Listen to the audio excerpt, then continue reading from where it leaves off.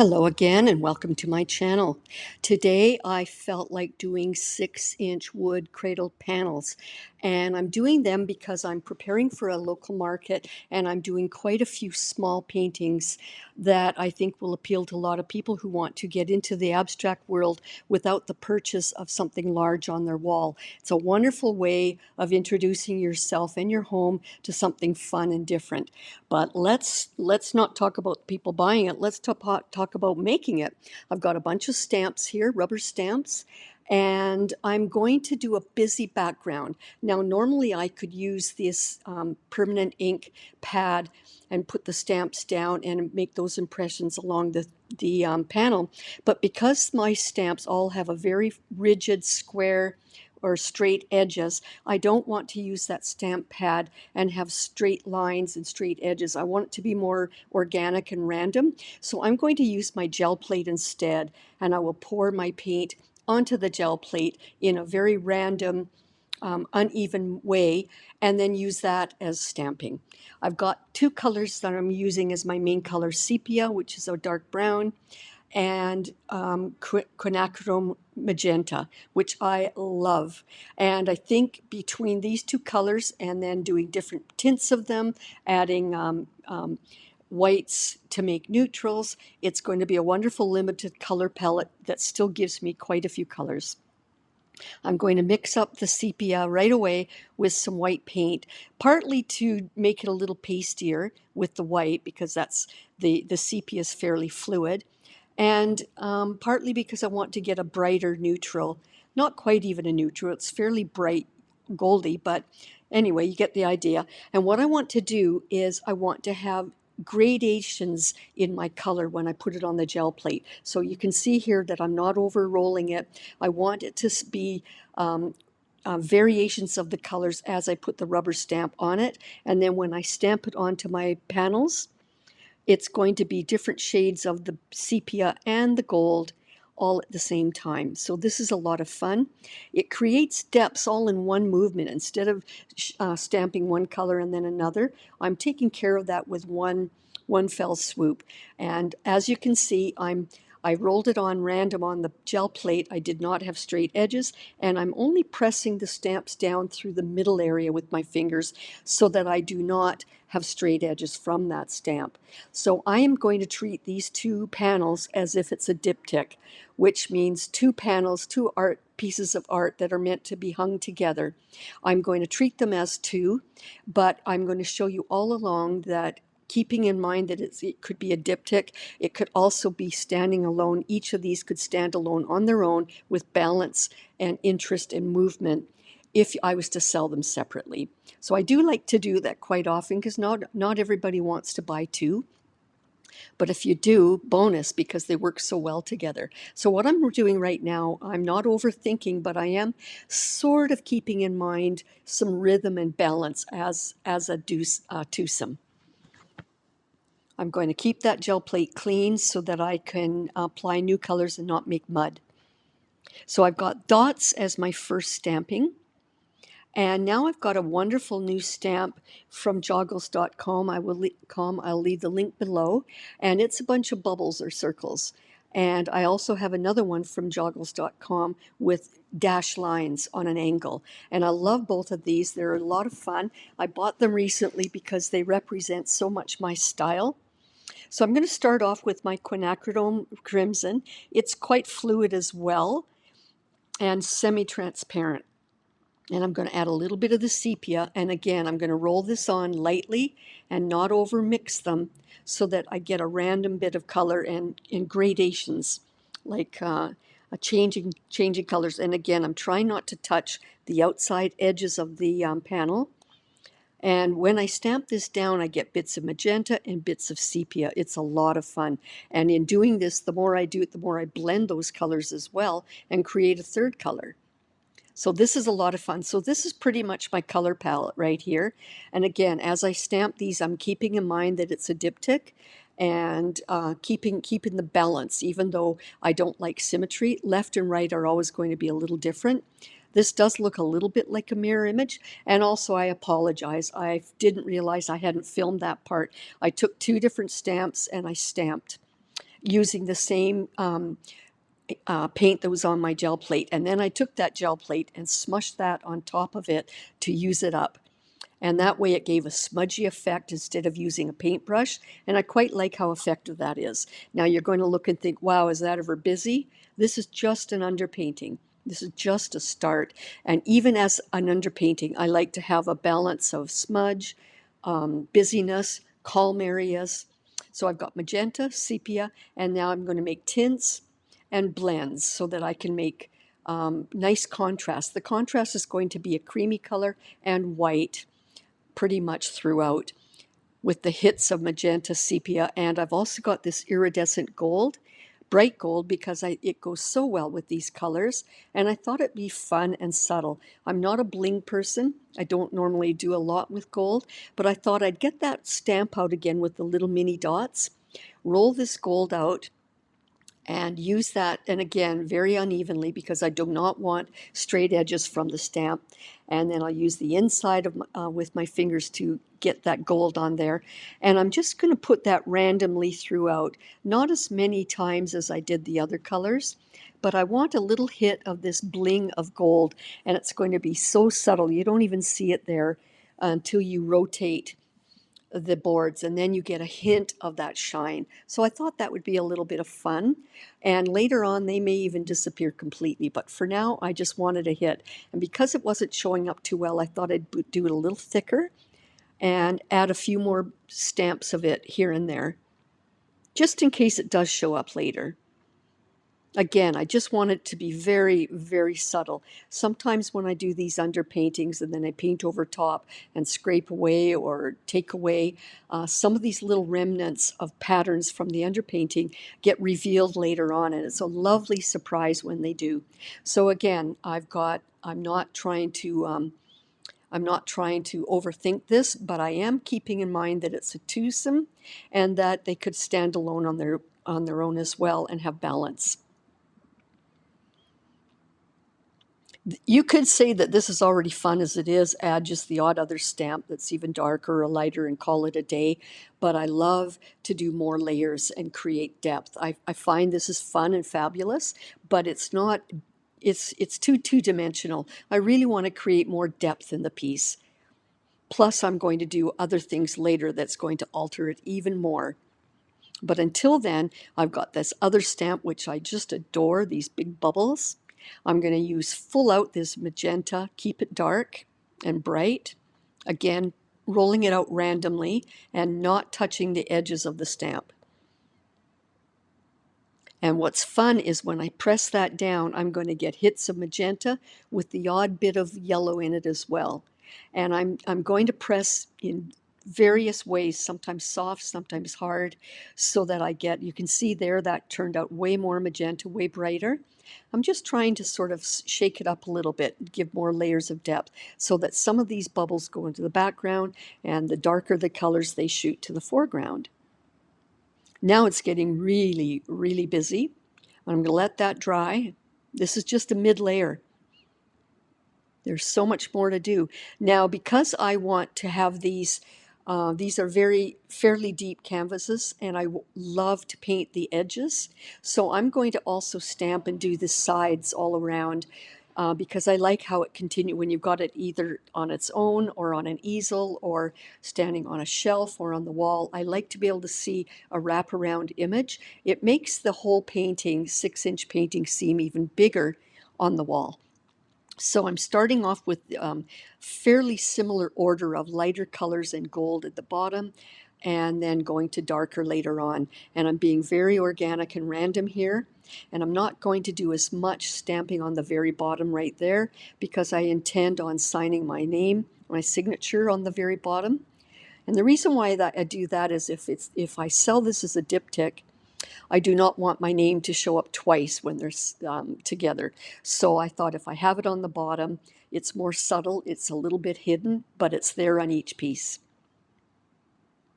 So I'm just going to continue, and I might speed this up. Again, I'm trying to just continue part of the pattern down each side on all the edges so that it makes it very three-dimensional as a painting. And I find it much more interesting on a wall than a bright, bold face with white or black sides. That's just my preference.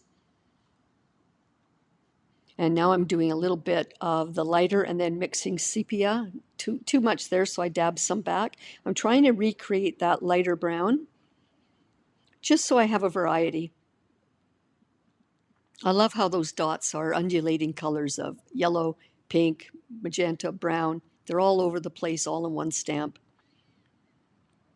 And you can't get this effect if you do it on that one colored ink pad. A lot of fun.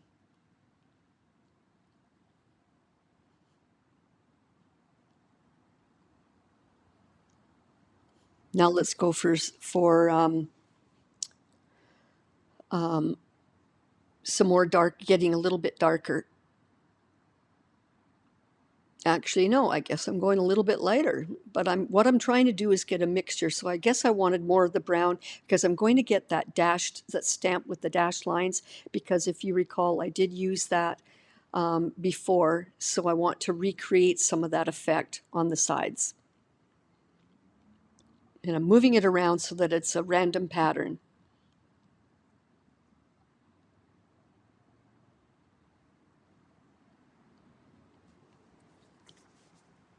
Now I'll clean the plate, and now I'm going to go for the magenta, which is my darkest color and brightest. There's so much pigment in that bottle of magenta. And I thought I'd make it even a little bit darker, but again, undulating with the sepia to give it an even deeper color so that this bubble will really show up.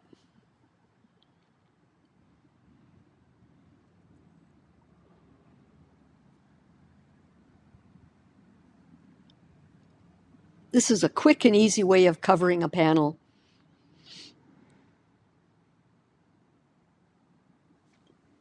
If you look at my website and my Instagram and all my videos, you'll know that I tend to like these organic, abstract kinds of shapes. I don't like to do too much with obvious butterfly or heart or flower stamps, because I really want this to look like my own work and my own creations, and they also are a little more abstract that way.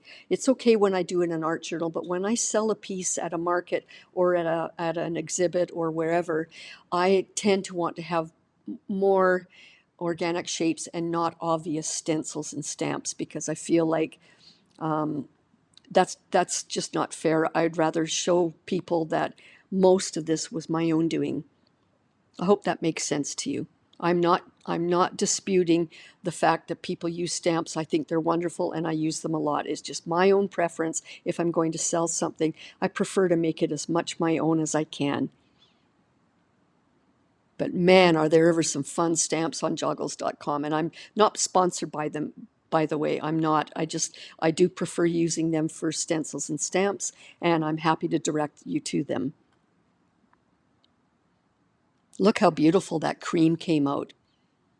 So these are all from the colors I started with. I didn't get anything that other than the sepia, the crimson, a little bit of that gold and white. And I've already come up with shades that look like orange, even though I didn't use a bottle of orange. That was a little slippery, but no big deal. So what I did there is I added a lot of water to that so that I could make it a glaze. And the reason why I call that a glaze is I purposely want some of it to hide subtly what's the background stamp, but I don't want it to completely be opaque over top of it. So I put that on there, I sprayed water, I'm spraying even more, and then I'm going to get a tissue and dab a little of that back so that I don't cover up as much as it looks like I've covered. And then I'm trying to rotate it a bit and encouraging some of that glaze to go down the edges as well to match what's happening on the top, so that it makes sense that it's gone over the edge and down the side. It just, to me, makes, I mean, my mantra for my work is color, movement, and energy. And a lot of what I do is to show movement for the eye around the piece. Such beautiful colors together. And again, normally, if you look at my work, I normally do much cheerier, brighter, bold hits of color, but sometimes I feel like I shouldn't stick with my comfort zone. I've got to try. This is to me more romantic colors, and I think it doesn't hurt for me to push the envelope and try different color stories once in a while. I try to encourage you to do it, so I'm trying to show a good example as well. And they are very beautiful colors together. But yeah, I find the effect of this very romantic and dreamy. So I just keep dabbing as I go before it dries. And also, if I would have left all that water on there and sit for too long, it could react to the layer of paint underneath and it could lift it. So make sure when you do acrylics with water that you don't overdo the water. So this is dry now. I'm going to make more glaze with a very fluid white. And I'm going to water that down as well. I want to have 2 shades of glaze, transparent glaze, so that you get depth. So you've got cream and you've got white. Those are my neutrals. I guess you could say sepia is a neutral, but in this case I have it more as a contrast. So I'm just going to do a similar thing, just very lightly with the brush, coax it. I'm not trying to paint stroke here. I'm trying to just gently coax it around the 2 panels and in different patterns from what the cream was. And I don't want the left and right to be the same, but I want them to join and have movement that makes sense. And I love how sometimes it goes off the panel. It just makes the eye move completely around the panels instead of just looking in the centers. Notice on the left and right, they go off the panel in a different way. And now I'm going to spray. Again, this is a glaze. It looks like I'm over covering, but the same as what I did with the cream, I'll dab some of that back. So I'm creating layer upon layer of glaze. First I did layer upon layer of stamps. Now I'm doing layer upon layer of glaze. And all of this adds to giving more dimension and depth to the panels. I'm just going to use some of that with a paintbrush, coax that glaze down so it runs down the edges where it makes sense.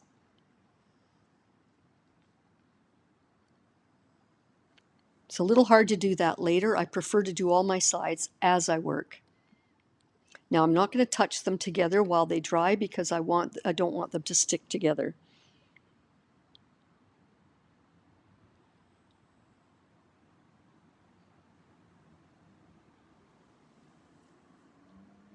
This is still really wet, so I'll just dab a little, and partly because I want to show some of the imprints, the pattern that's below.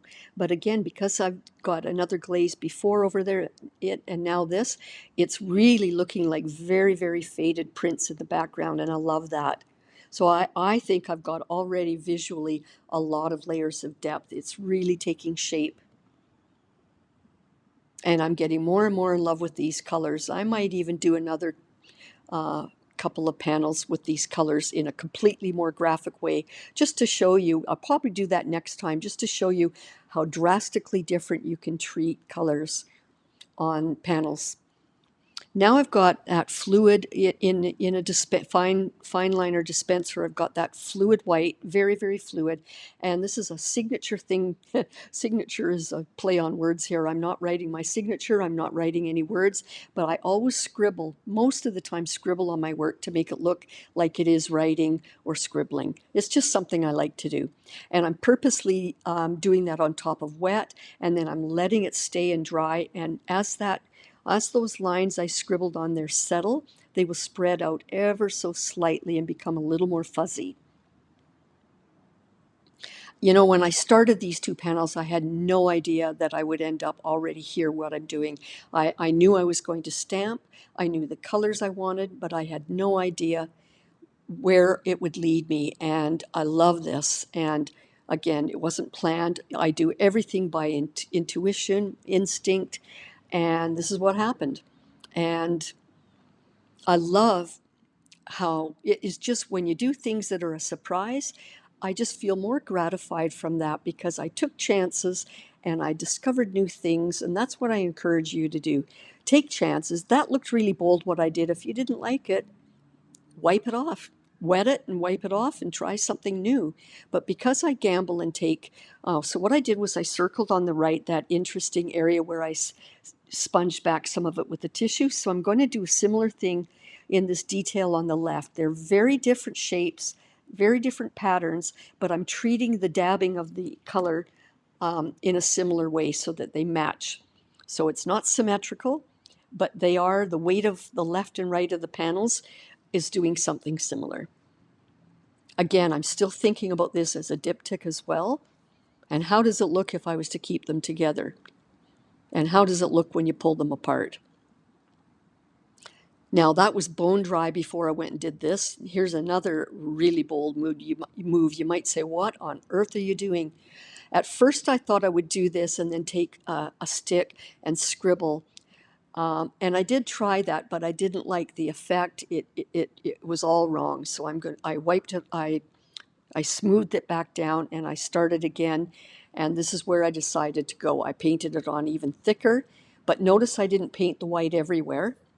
It was on a dry surface, but I did a good thick coating of heavier paste white, and now I'm taking that favorite stamp of mine, the bubbles, and I'm pressing very, very firmly.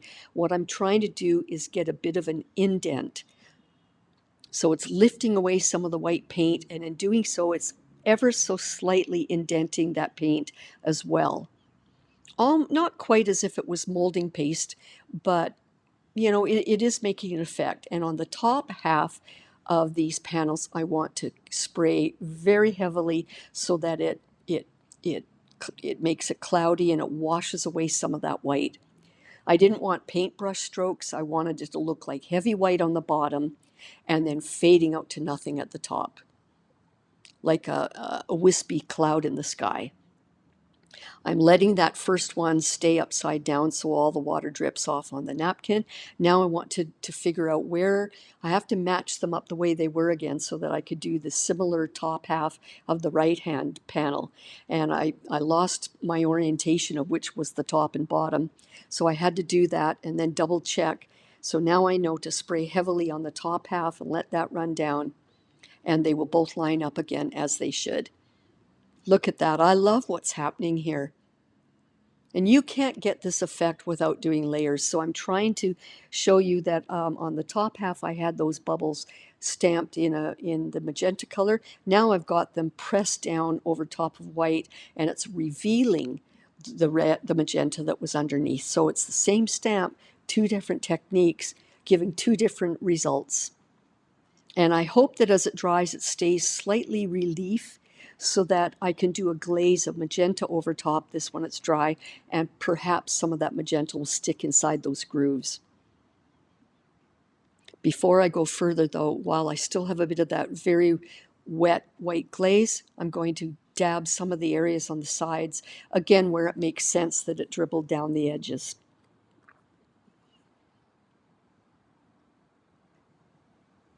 This is all really random. Later on, when these pieces are finished, what I'll do is I'll just glaze the whole piece, including all the sides, and it'll be done. It'll be very busy sides, even more busy than the face, because the face has the white glaze, more glaze than the sides.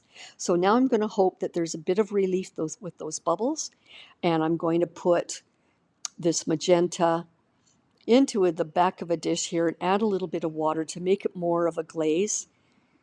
There's so much pigment in it that I definitely know I have to water it down. It comes on so strong. I'm going to use a rigger brush to fan it around because I don't want brush strokes. I want something very soft just to coax the color around the panels. Testing it on a scrap. That's pretty bright, but it won't stay like that. I will wipe back. So this yet again another watery glaze, this time the magenta.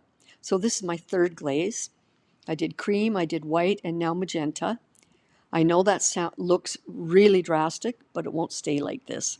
Again, people, you have to take chances like this so that when you wipe away, if you notice, there is a bit of groove happening. There is a bit of relief there in those bubbles, and what I wiped on the top went white, and what was deeper down in the relief is staying magenta, like little rivers of bubbles. little rivers of shapes. And so I'm able to glaze over top and then wipe the top surface, and the magenta stays within those bubble shapes. I hope you understand what I just said. What a lot of fun. And then I'm just using the wet wipe while it's still wet. And I do wet my wet wipes in the container. I always put more rubbing alcohol because rubbing alcohol helps lift the paint. So there you have it. You've got another technique with the same bubble stamp, and yet I treated it completely differently. And look at the fun different results. It's really, really bringing forth the effect of those magenta bubbles now. I prefer doing that way rather than just taking a fine brush and making circles. I wanted this to look like relief. I'm really happy with where this is going, really dreamy. I love how those scribble marks I made in white are now really fuzzy looking and disappearing into the background. And because they are disappearing into the background, I'm going to bring some of that white detail forward, including some of these bubbles. What I really thought would be fun is to make it look like I've got fuzzy white bubbles floating on the surface now. So I've got a Q-tip with rubbing alcohol, very wet with it, and I'm just dabbing the center of all these bubbles. I don't want to do all of them. I want to keep it random. And I'm showing you, I showed close up and now I'm backing off so you can see that when I do this, I have to keep in mind that this is a diptych and what kind of a pattern or movement is happening. I want the left and right to be different, but also make sense. Again, I'm not doing every single bubble, and some of them I'm doing lightly and some of them pressing harder. So you have shades of the white. And what I love over to the right there is I'm pressing really hard so that the white dots blend in with the white smudgy cloudy area on the right of that panel. It's like the right of that panel is a cloud slowly turning into dots. And now I'm going to treat some of these scribble lines with the same technique. I'm going to get a fresh, clean Q-tip and dab that in rubbing alcohol, and I'm going to bring forward, after I do more of these dots, I'm going to bring forward some of those scribbles.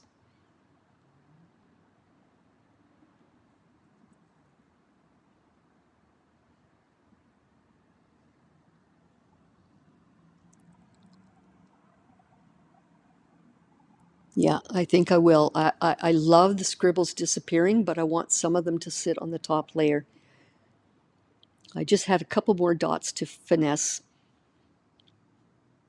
So when I got the rubbing alcohol, unfortunately, I knocked the bottle a bit. It'll show up shortly, and it spilt a bunch of rubbing alcohol into the middle of the two panels.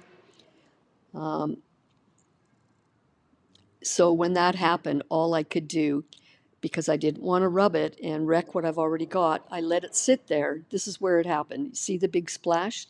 So I didn't want to affect what I've got. So I barely dabbed it with Kleenex and lifted so that I did not rub away any of my colors and any of the wonderful patterns that I've been working so hard to create here. So now I'm using the clean paper towel with rubbing alcohol to just bring forth some more dots and some of the scribbles so that they stick forward into the top layer.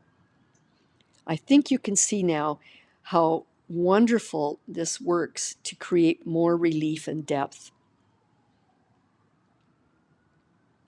I was just showing you there that I was trying not to touch that wet area because it still had rubbing alcohol on it. As long as I leave it, it'll dissolve away and it won't harm my painting. So I'm just leaving it well enough alone. Eventually it will dry and everything will be fine. So I'm bringing forward some ovals and some different shapes just to sort of move the eye around the two panels. Again, keeping it in mind that it's one big long panel or two separate. They do stand alone on their own as separates, and I like that. So this is a lot of lessons on balance and shapes and intensity and just balance of color, balance of tint, balance of shapes. So here's the left. You can see it stands alone wonderfully. Here's the right. It stands alone wonderfully as well. When you put the two together, you make it all make sense, and it looks wonderful as one big long one as well. I I'm so happy that you support my channel and that you watch. If you subscribe and like, you'll be sure to get new ones as they come up every Friday. And I'm glad you came. Have a great day, and I'll see you on the next one.